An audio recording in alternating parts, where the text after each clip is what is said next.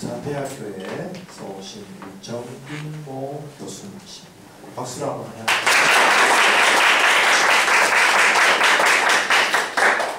인모 교수님은 이제 독일 문화, 독일어를 전공하셨고 지금 부산대학에서 강의하신 지가 아주 오래 됐어요. 독일에서도 공부하시고. 그래서 이번에 우리 한동대에서는 독일 문화과 기독교 정신에 대해서 들을 기회가 거의 없잖아요. 그래서 여러분들이 이번에 잘 좋은 배움의 시간이 되기를 바랍니다. 제가 한번 기도하고 시작하겠습니다. 주님 감사합니다. 오늘 오후에 우리가 특별히 정 교수님을 모시고 귀한 특강을 듣게 해주셔서 감사합니다. 오늘 이 강의를 통해서 저희들이 독일 문학과 또 기독교 정신을 새롭게 잘 이해하고 배우는 시간이 되게 해주시고 또 강의하실 교수님 더 붙잡아 주옵소서. 우리 학생들이 이 강의를 통해서 더욱더 학문과 신앙의 통합에 좋은 예시를 발견하고 큰 도움의 시간이 되도록 도와주옵소서. 예수님 이름으로 감사하며 기도합니다. 내일 강의 듣도록 하겠습니다. 들어오세요. 우리 교수님 오셨네. 우리 부산대학 출신의 우리 지혜학부 조교수님 보겠어요. 네, 감사합니다. 강의 듣도록 하겠습니다. 여러분 반갑습니다. 방금 소개받은 부산대학의 정인모 교수입니다. 아침 부산에서 여기까지 이제 한 2시간을 채서 왔는데 한동대학은 말로만 듣다가 이렇게 처음 이렇게 왔는데 너무 학교 캠퍼스가 좋고 아주 분위기가 좋습니다. 그리고 또 계절도 좋은 데를 맞춰서 이렇게 제 교수님께서 불러주셔가지고 여러분하고 이제 같이 강의를 하게 된 데서 너무 기쁘겠습니다. 사실 그 제목이 독일문학 기독교 정신으로 이렇게 삼긴 했는데 신앙과 학문이라는 그 과목에서 여러분들이 독일 문학 쪽에 포커스를 맞춰가지고 오늘 하도록 하겠습니다. 그래서 앞부분은 굉장히 그 브로드하게 이렇게 시작할 텐데 빨리 지나가고 이쪽에 이제 독일 문학의 대표적인 작가들 이 작품 몇 개를 택해서 여러분한테 소개를 하고 그것이 우리 신앙적인 것하고 무슨 관계가 있는가 하는 어떤 그런 측면에서 조금 생각할 수 있는 그런 기회를 제공하고 있습니다. 사실 신앙과 학문의 그 어떤 통합이라든지 어떤 수렴이라든지 이런 것들은 굉장히 학문을 하는 사람이라든지 학생들이라든지 이런 부분에서 굉장히 고민을 많이 하는 그런 부분 중에 하나잖아요. 그렇죠? 우리 최용준 교수님께서는 이전에 목사님이셨고 제가 독일 퀼런에서 이렇게 한인교회를 나갈 때 목회를 하셨던 그런 그 교수님이십니다. 그리고 저는 또한 뒤늦게 또 신학이라는 게 뭔가 궁금해가지고 부산에서 신학 공부를 이제 시작을 했습니다. 작년부터. 그래서 이게 목사님이 교수님으로 지금도 활동하시면서 이렇게 그 목회도 하시는 뭐 활동이라든지 또는 제가 교수로 이렇게 좀 오랫동안 공부를 했음에도 굉장히 그 신학적인 부분에 관심이 많아가지고 다시 공부를 깊이 나가지만 해보고 싶은 그 마음이라든지 이런 것들이 하나의 학문 간의 서로 소통이나 관심이나 또는 수렴이나 이런 부분에 해당되지 않나 생각이 듭니다. 그래서 오늘 또 이 두 큰 카테고리에서 여러분들께서 그 짧은 시간이지만 어떻게 수렴될 수 있을까 하는 것을 조금 고민하는 시간이 됐으면 좋겠습니다. 이전에 그 여러분 철학자들이나 이런 분들은 또는 과학자들이나 이런 분들이 다 학문이 통합이 거의 되어 있었습니다. 18세기 정도, 19세기까지만 해도 학문이 거의 통합이 많이 되어 있었습니다. 그래서 뉴턴 같은 사람들은 과학자 철학자이지만은 철학자였습니다. 파스칼도 마찬가지고. 그래서 그때만 해도 괴테라는 사람 이름 알죠? 독일에서 그래도 독일 작가 중에 아는 사람이라면 다들 괴테 전문을 얘기합니다. 괴테로 말미암아 독일 문학이 세계 문학의 반열에 설 수 있었던 그런 영국과도 셰익스피어에 해당되는 그런 작가입니다. 괴테가 독일에 가면 괴테 박물관이 있는데 괴테가 작품만 쓴 게 아니고 이분이 색채론이라는 또 책도 썼어요. 이 색깔에 대한 어떤 이론을 갖다가 정리한 책을 또 쓰기도 하고, 그 다음에 이 양반이 또 이런 박물관 가보면 독일에 가겠지만 해골 같은 것도 막 있어요. 골학, 사람 인체 이런 것을 또 연구를 하는 그런 사람. 그러니까 그때만 해도 굉장히 학문 자체가 어떤 분화되지 않고 굉장히 그 어떤 봉합된 어떤 그런 시대였다고 볼 수 있죠. 그러나 20세기 되면서 학문이 많이 분화하죠. 지금은 보면은 내가 박사다 이래가지고 이렇게 한국에 와서 이렇게 강의를 하면은 젊은 사람들, 막 온 사람들, 이 사람들 보면 자기 영역밖에 잘 몰라요. 특히 이공계 같은 경우에 보면. 그러니까 이게 학문의 그 박사라는 게 굉장히 깊이가 있어야 되기 때문에 가지를 치고 나가가지고 가장 전문적인 한 부분을 갖다가 연구를 해가지고 박사를 해가지고 온 거예요.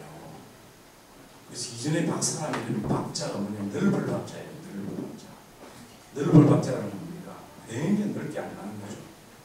경상도 말로 하면 안달의 박사. 안 나는 거예요. 그 정도로 이제 전문적 지식을 갖고 있는데 요즘은 그래서 어떤 학자들을 보면은 이런 현상을 보고 어떤 정문화의 야만성이라고 이렇게 얘기를 합니다. 자기 영역 말고는 모르는 거예요. 바로 이렇게 얘기했고. 그래서 요즘 일고 있는 그런 동합이라든지 융복합이라든지 이런 것들이 보면은 서로 간의 어떤 그런 소통 이런 게 이제 굉장히 중요하다는 거죠. 실제 그게 필요한 거고. 그래서 이제 그런 부분에 있어서는 어떤 현대의 트렌드가 굉장히 의미 있다고 봐집니다. 그래서 여러분들은 제가 볼 때 과마다 이 학과, 과목, 전공 과목이 다 있잖아요. 그죠? 전공 과목이 다 있는데 자기 전공은 물론 아주 특화해서 잘해야 되지만은 내 옆에 있는 또는 다른 분야의 전문까지 조금 이렇게 관심을 가지고 보는 그런 태도가 굉장히 중요하지 않나 그런 생각입니다. 그래서 우리가 이런 교양이라고 그러면은 어떤 학교에서는 그래요. 지금 한동네는 어떻게 되는지 모르겠지만 교양 선택의 어떤 그런 그 영역 자체가 인문학하는 쪽에는 자연과학 쪽으로 우주 선택하도록 되어 있고 이런 교차 선택이 굉장히 일반화되어 있는 대학들이 많습니다. 특히 연세대학 같은 경우는 이제 그런 걸 강조하고 있는데 그 이유는 뭐냐면은 뭐 저도 마찬가지인데 인문학을 하니까 이 자연계 쪽이 너무 몰라요. 그러니까 좀 그러나 저희들 때만 해도 대학에서 이제 그런 걸 업무적으로 해야 되기 때문에 그래도 조금 관심을 가지라고 이야기했는데 그게 잘 안 돼요. 그 자연계 학생들은 또 교수님들도 마찬가지고 인문학 쪽이 너무 몰라요. 그 서로 간에 이제 그게 안 되는 거죠.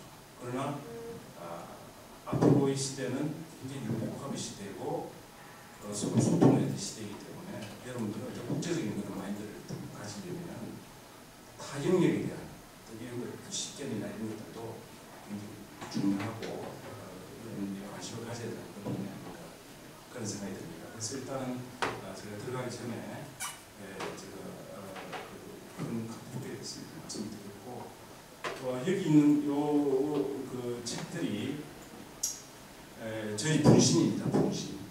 그러니까 제가 다 쓴 건 아니지만 그 참여해서 쓴 것도 있고 제가 펴낸 그 독일어는 그 에디터, 헤라스테버로서 제가 한 것도 있고 그다음 제가 번역한 것도 있고 뭐 이런 책이 있습니다. 그래서 또 하나는 이제 독일에서 나온 책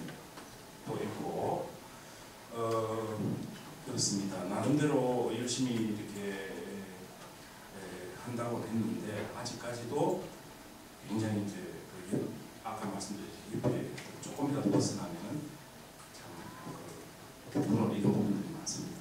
그래서 여러분들께서는 좀 젊었을 때 아주 그 폭넓게 공부하는 그런 습관을 가지는 게 좋지 않나요?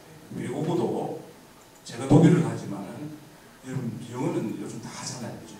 그래서 외국어를 갖다가 한 두세 개 정도 배우기 하면 좋을 것 같아요. 여러분들 머리로서는 충분히 할 수 있는 게 아닌가 그런 생각이 듭니다. 서론 좀 읽었습니다.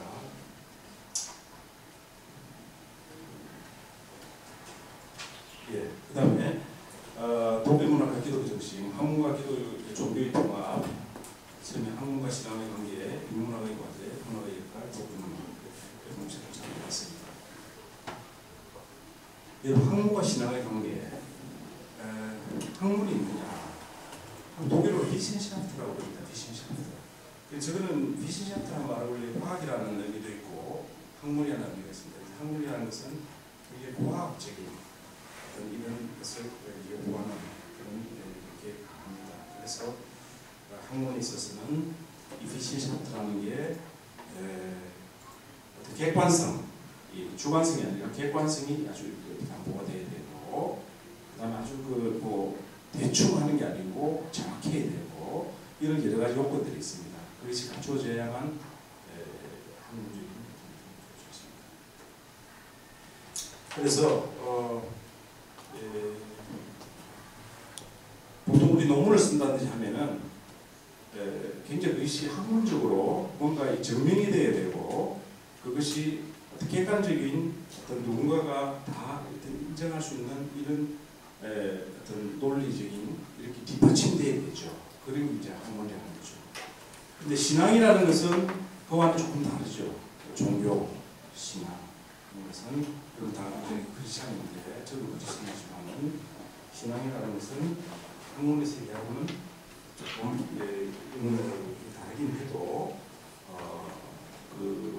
어쨌든 우리가 신앙인으로서 학문을 하면서 어떤 신앙인으로서 어떤 것을 수립해 가야 하는가 하는 것이 이 과목의 목표라고 봅니다. 그래서 어쨌든 신앙과 학문의 큰 차이가 뭐냐면 신앙은 어떤 초월적인 어떤 이런 것을 가질 수밖에 없다는 거죠. 그것이 기독교에서 보통 일단 얘기하자면 믿음이라는 어떤 이런 게 전제가 될 때 우리가 믿는 게 아니고 하나님이 우리를 믿게 하는 어떤 이런 초월적인 이런 게 동반되는 게 신앙이라고 볼 수 있습니다. 그래서 초월이라는 것은 어떻게 보면 이제 여러분 키에르케고르라는 그 철학자 아시죠? 키에르케고르가 얘기하는 그런 초월성 이런 것들과도 관계가 됐다고 볼 수 있습니다. 학문은 그 독일의 베를린 대학에 지금은 이제 베를린 대학이 이전에 베를린 대학이 지금은 이제 humboldt 대학으로 이렇게 바뀌었지만 독일 베를린에 가면은 큰 대학이 세 개 있습니다. 하나는 뭐냐면은 베를린 자유대학, 하나는 humboldt 대학, 하나는 공과대학 이렇게 나눠져 있습니다. 그래서 humboldt 대학이 이전에 베를린 대학이었는데 이전에 humboldt가 대학의 본질에 대해서 학문의 본질에 대해서 두 가지를 얘기하고 있습니다. 하나는 뭐냐면은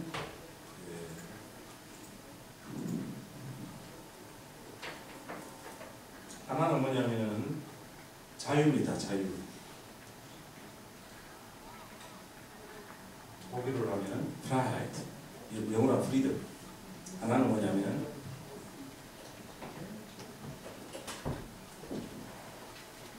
Einsamkeit, Solitude, 고독과 자유를.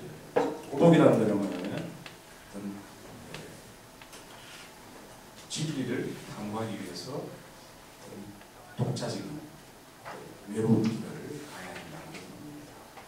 고도자의 길이죠. 그래서 우리 보통 성직자들을 보면 굉장히 외롭잖아요. 굉장히 외로운 절대 고독을 갖다가 자기 스스로 느껴야 되는 어떤 그런 것이 어떤 성직자들이고 학자들도 마찬가지라고 보는 거죠. 그리고 또 자유라는 것은 진리, 학문적인 진리다.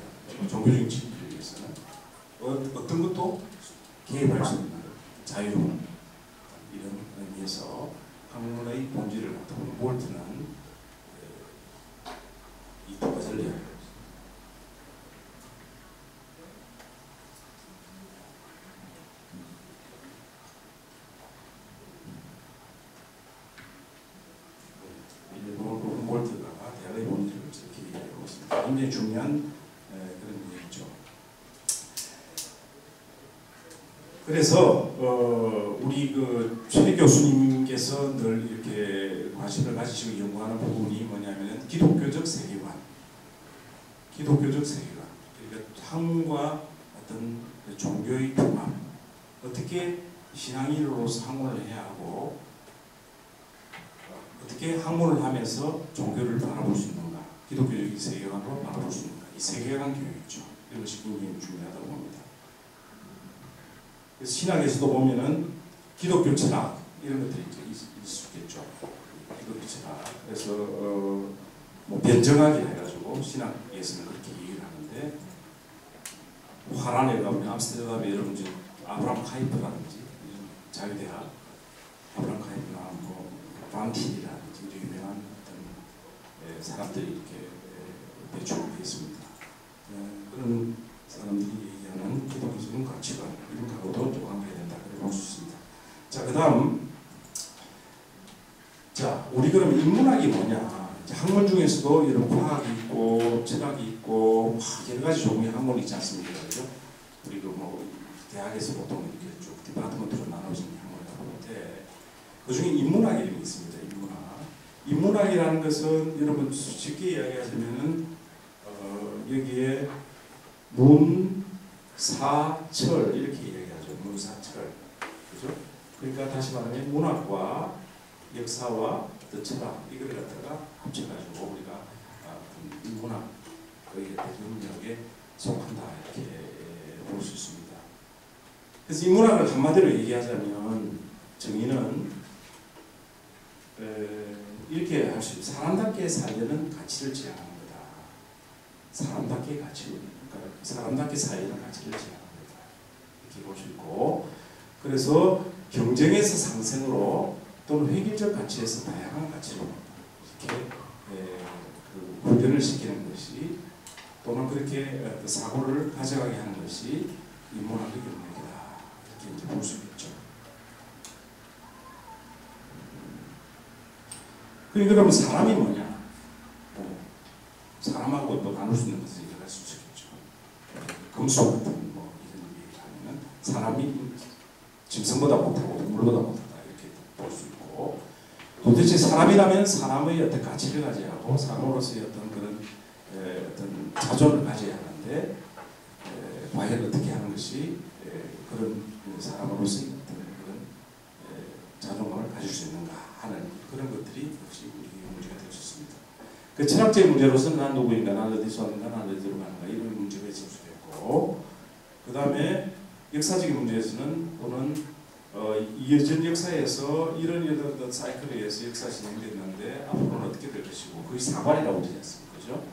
그래서 이제 그 역사를 통해서 우리가 부분을 받는 그런 게 이제 역사라고 볼 수 있고 그 다음에 문학에서는 그것이 이제 문헌으로 나타내는 게 문학이라고 볼 수 있는데 어떻게 그런 현실의 문제를 갖다가 글로 이렇게 표현할 수 있고 인간의 감정을 나타낼 수 있는가 하는 것이 문학의 문제입니다.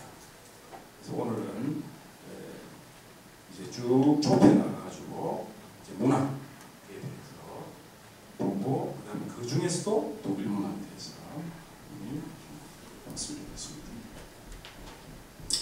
그 문학의 역할은 우리 뭐 교과서에 나오는 말은 두 가지입니다. 어떤 보면은 교시적 기능과 쾌락적 기능을 나눌 수 있다. 옛날부터 그렇게 우리 배웠었죠. 교시적 기능이라는 건 뭡니까? 어떤 계몽을 시키고 또 뭡니까? 어떤 가르침을 주기 위한 어떤 이런 걸 볼 수 있겠죠. 그래서 계몽주의에서 이해 강합니다. 교시적 기능이나 쾌락적 기능은 뭡니까?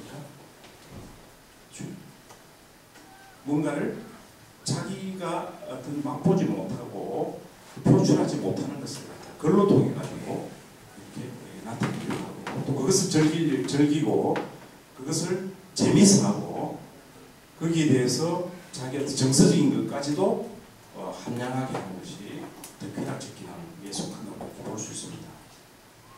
그 다음에 요즘 들어가지고 또 하나의 역할을 만나는 치료와 힐링 기능이 있다. 나중에 그 소개할 헤르만 헤세라는 작가가 있는데 헤르만 헤세라는 작가 알죠? 헤세 그죠? 아 그래요. 그 헤세가 지금 독일 문학 쪽에서는 힐링의 작가로 많이 이렇게 언급이 되고 있습니다. 그래서 이런 힐링의 기능이 있다. 문학 치료라는 거 이름 들어봤어요? 음악 치료 들어봤죠? 미술 치료 들어봤죠? 문학 치료도 있습니다. 문학 작품을 읽으면서 또 문학 작품을 들음으로써 이 힐링이 된다는 거죠. 순화가 된다는 거죠. 그리고 그런 것들이 어떤 현대적인 어떤 기능, 문학의 기능으로 자리 잡고 있다 이렇게 볼 수 있습니다. 그리고 문학을 보면은 굉장히 어떤 문학적 기법이 다양하게 나타나죠. 그죠? 뭐 여러분 잘 알지만은 뭐 지규, 은유 이런 것부터 시작해가지고 뭐 많이 나타납니다. 그리고 또 뭐 아이러니라든지 뭐 유머라든지 유머가 우리 뭐 개콘의 유머하고는 좀 다른데 문학에서의 유머는 조금 다른데 어쨌든 후모어라 해가지고 유머 이런 게 있을 수도 있고 그리고 뭘 이렇게 그냥 이렇게 그 글로 이렇게 그냥 펼쳐놓는 게 아니라 그것을 작가의 상상력으로 꼬아가지고 되죠. 그게 또 재미가 있죠. 또 시간대를 이런 것도 보면은 뭐 이 사람에 대해서 얘기를 한 다음에 어릴 때부터 쭉 이야기하는 게 아니고 문학 작품 뭡니까? 중간에 또 이야기하고 과거로 돌아가고 또 미래로 왔다 갔다 이런 게 있죠. 이런 것들이 다 어떤 문학적 기법이라고 이렇게 얘기를 합니다. 그런 걸 연구하고 하는 것이 또 문학학, 문학학이라고 들어봤어요. 이 비센샤프트 앞에 아까 이런 비센샤프트가 아까 있었죠.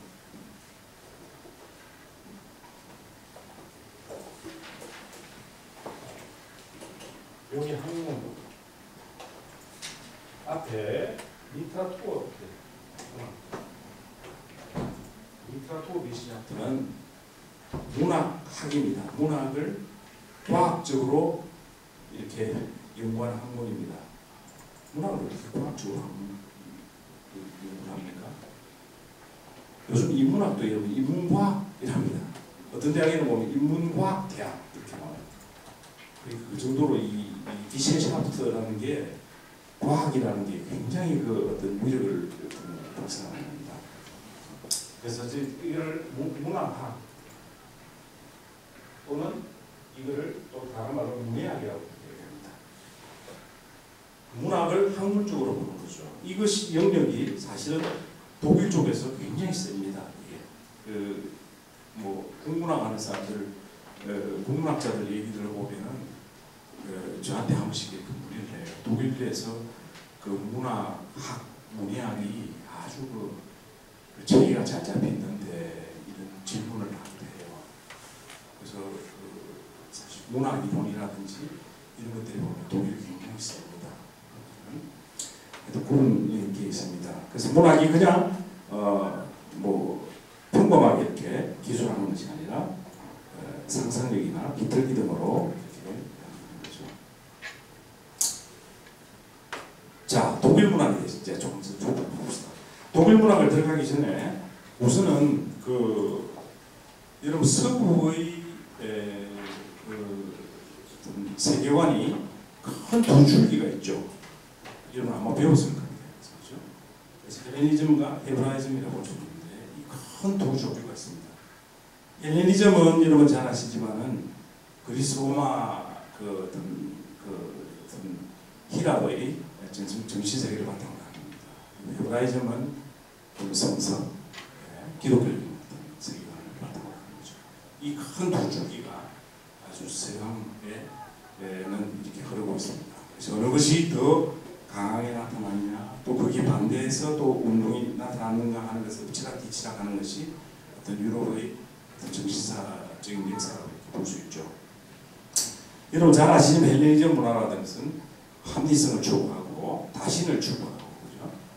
뭐 또 인간 중심 어떤 이런 걸로 볼 수 있고 헤브라이즘은 율신이면서 또 하나님 중심 그리고 또 성서 중심 뭐 이런 것에서 출발합니다. 기독교적인 어떤 그런 세계관이 그렇습니다. 독일 여러분 서양 문학을 하려면은 영문학이나 불문학이나 독일문학이나 성서를 모르면 할 수가 없습니다. 성경의 기독교를 모르면 할 수가 없어요. 왜냐하면은 이 큰 두 조조 중에 하나가 헤브라이즘인데 기독교인데 또 헬레니즘 안에도 이런 것이 막 뒤섞여 가지고 또 나타나기도 하는데 그렇기 때문에 독일 문학에는 그 성경이라는 이런 걸 그래서 지금도 보면은 영문학자나 프랑스 문학 영문하는 사람들도 보면은 넌 그렇지 않더라도 성경은 알아요. 성경을 모르면 논문을 쓸 수가 없지. 그죠? 그렇기 때문에 굉장히 중요하고 그 다음에 독일 문학 안에도 이 성서가 그러니까 그 성서 기독교가 굉장히 다양한 스펙트럼으로 나타납니다. 그래서 어떻게 보면은 굉장히 독실한 그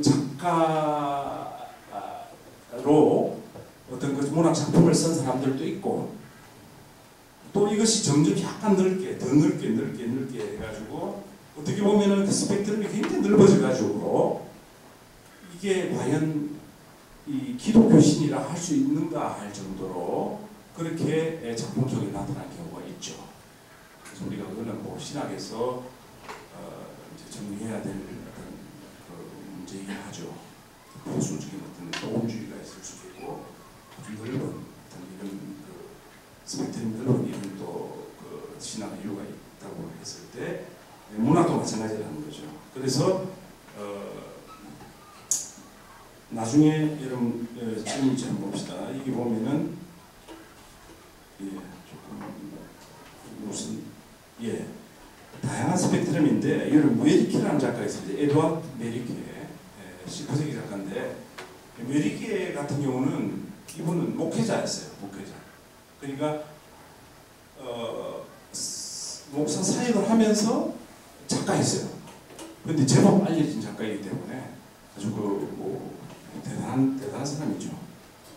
그래서 메리케라든지 크로스톡이라든지 이런 사람들은 크로스톡도 경건주의 그 어떤 그 파의 대표적인 작가이고 하니까 굉장히 이런 사람들은 우리가 소위 얘기하는 이런 기독교적인 그죠 하나님 이게 딱 맞아 떨어지는 어떤 이런 그 볼 수 있는데 그 다음에 릴케라든지 헤세 여러분 잘 알죠? 릴케, 헤세 이런 사람들은 아까 얘기했다시피 스펙트럼이 굉장히 넓혀진 이런 어떤 유의 작가라고 볼 수가 있습니다. 그래서 이 사람이 과연 크리스찬인가 정말 여기서 말하는 이 고트 신이라는 게 과연 우리가 믿는 하나님으로 나타난 것인가 하는 것이 이제 의아스러울 정도로 이런 경우가 있습니다. 물론 이제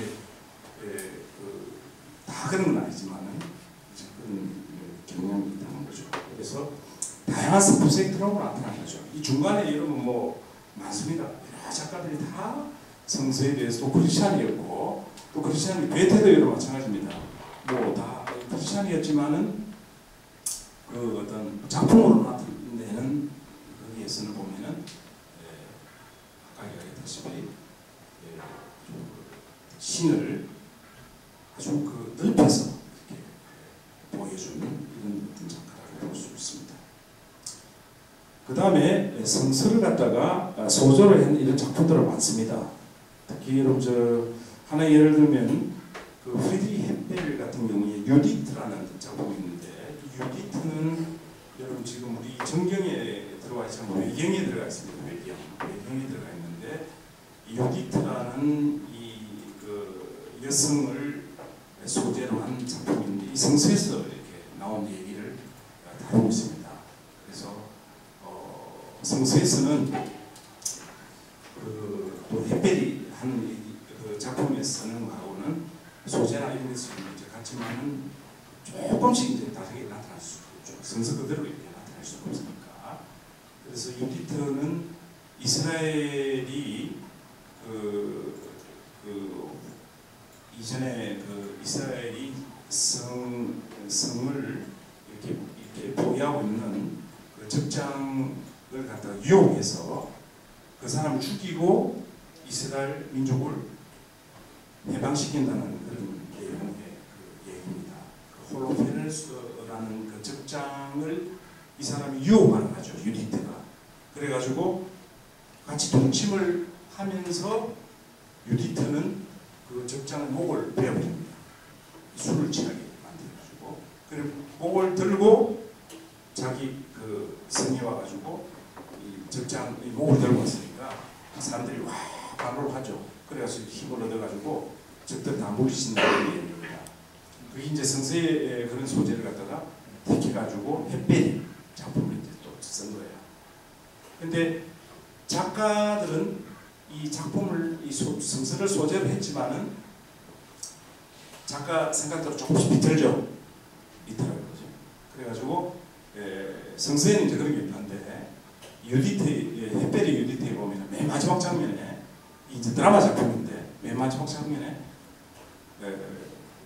그 민족을 해방시켰지만 내 뱃속에 있는 애는 어쩌나 말이야 하면서 그 절규한 인간적인 절규죠, 그죠? 그런 것들을 갖다가 이제 나타내 보여주는 뭐 이런 것들도 있습니다. 그다음에 여러분 토마스만 여러분 들어봤죠? 토마스만 조금 뭐 어렵긴 해도 독일에서 20세기 초에 활동한 아주 유명한 작가입니다. 토마스만. 그 토마스만 이 작품 중에서 성서를 소재로 한 것 중에 또 뭐가 있는 건 요셉과 그 형제들. 여러분 요셉 알죠? 창세기에 나타난 요셉. 그 요셉 얘기가 창세기에 나타나는데 자기 아버지 야곱, 할아버지 이삭 이렇게 쭉 얘기가 나오는데 그 창세기에 나타난 요셉 이야기는 여러분 그렇게 길지 않죠? 한 20장 정도, 25장 이 정도 됩니다. 근데 토마스만이 요셉 얘기를 갖다가 소재로 해가 작품을 썼는데 여러분 얼마나 길게 쓴 줄 압니까?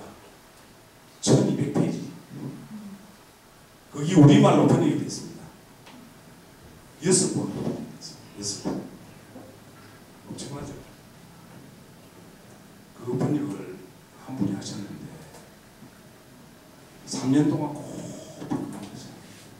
근데 안타깝게도 그분이 번역 다 하고 나서 1년이면 돌아가셨어요.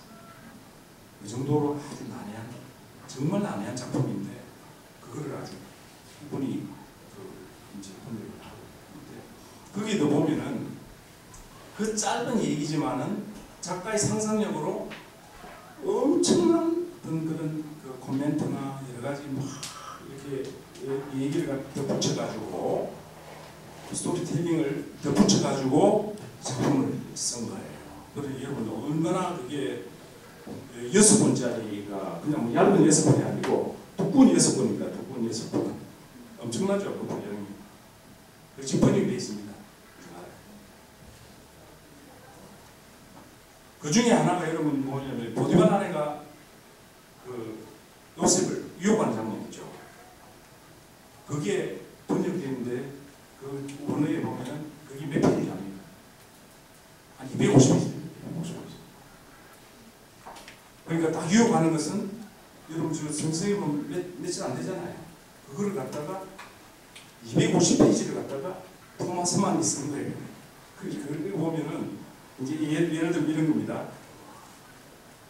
보디발의 아내가 그래도 직책 있는 그 어떤 집안의 그 부인인데 어떻게 그냥 그 뭐 장녀처럼 그냥 이렇게 유혹해서 그냥 이렇게 즐기려고 했겠느냐. 토마스만 많이 그래요. 절대 그렇지 않다. 세상 사람들은 뭐 성경에만 그렇게 돼 있다 해가지고 그렇게 말하고 있는데 절대 그런 게 아니고 자기 딴에는 참고 참다가 워낙 그 스마트하고 뭐 아주 그 멋있는 남자이기 때문에 자기 모습을 절제를 했는데 도저히 할 수가 없어가지고 7년간 기다려달라. 나중에 이제 아이고 모르겠다 해가지고 이제 유혹하는 그런 장면이라는 거죠. 그러면서 또 심리적인 묘사라든지 이런 것들이 굉장히 철저하게 들어갑니다. 그래서 이제 작가의 문학으로 나타나는 이런 것들을 보면 굉장히 그 상상력이라든지 이런 것들을 갖다가 가미하고 있다 이렇게 볼 수 있습니다. 그래서 성서를 소재로 한 것들은 이거 말고도 뭐 엄청나게 많죠. 그렇기 때문에 아까 이야기했다시피 서양 문학을 하려면은 성경을 알아야 되고 기독교 내용을 알아야 된다는 거죠. 다음에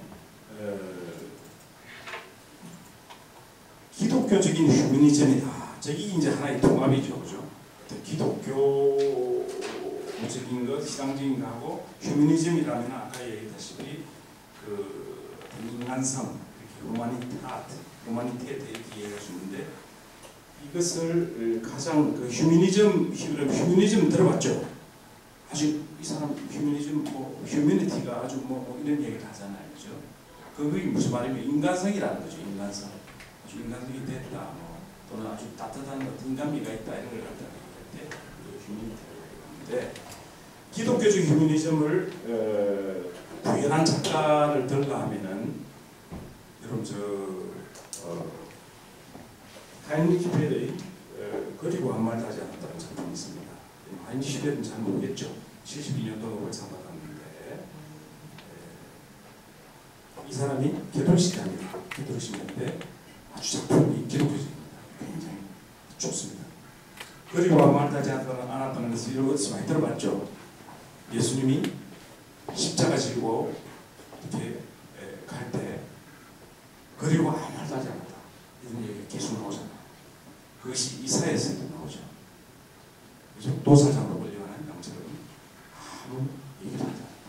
그거는 뭐냐면 전후 작가인데 2차 세계대전 후에 그 암울한 시대에 살아가는 소시민이에요. 소시민이 이 무거운 현실을 갖다가 이겨내면서 가야 하는데 아무 말 없이 묵묵히 참고 이겨내면 간단한 이런 신앙적인 게 담겨 있습니다. 그렇기 때문에 아주 기독교적인 휴머니즘 이런 것까지 다 보면 됩니다. 시간이 생각보다 너무 빨리 갔습니다. 제가 빨리빨리 진행하겠습니다.